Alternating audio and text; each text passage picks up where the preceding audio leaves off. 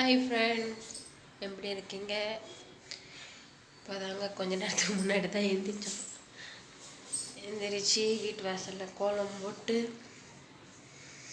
அப்படியே வந்து பாருங்கள் எங்கள் குட்டி தலைவர் என்ன பண்ணுறாரு பாருங்கள். நல்லா தூங்குறாரு. ஏன்னா நைட்டு 12 மேலேயே அவர் தூங்குறதுக்கு லேட்டாக தான் தூங்குவார். அவரை தூங்க வச்சுட்டு அப்புறமா நான் ஜபம் பண்ணி நான் தூங்கி கிட்டத்தட்ட நான் தூங்குறதுக்கு 2 ஆகிடும். கொஞ்ச நேரத்துக்கு முன்னாடி ஒரு 7 மணிக்கா எழுந்திரிச்சு கோலம் போட்டு போய் படுத்துட்டேன். அவ்வளோதான். நம்மளால் தூக்கம் கண்ட்ரோல் பண்ண முடியலங்க. எவ்வளோ தூக்கம் தான் சொல்லி கண்ட்ரோல் பண்ணுறது. கண்ட்ரோல் பண்ணி பண்ணி பண்ணி பண்ணி தலை தான் வலிக்குது.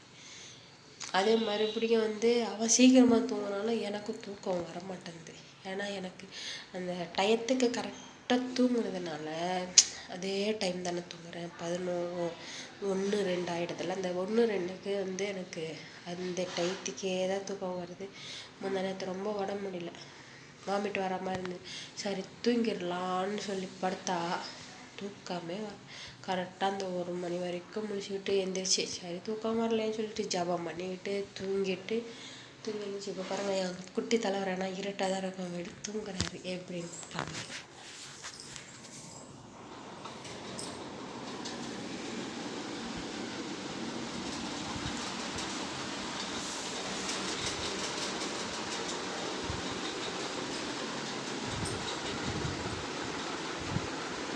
பார்த்தீங்களா எப்படி தூங்குறான். அவன் எழுப்பவே மாட்டான். அவனா எந்திரிச்சிட்டாதான் எழுப்புனா தூக்கம் இல்லாமல் போயிடும்ல குழந்தைங்களுக்கு. அதனால் எழுப்ப மாட்டான். அவனா பொறுமையாக எந்திரிக்கட்டான்னு விட்டுட்டேன். இனிமேல் தாங்க சமைக்கணும். சமைச்சு என்ன குழம்புன்னு தெரியல.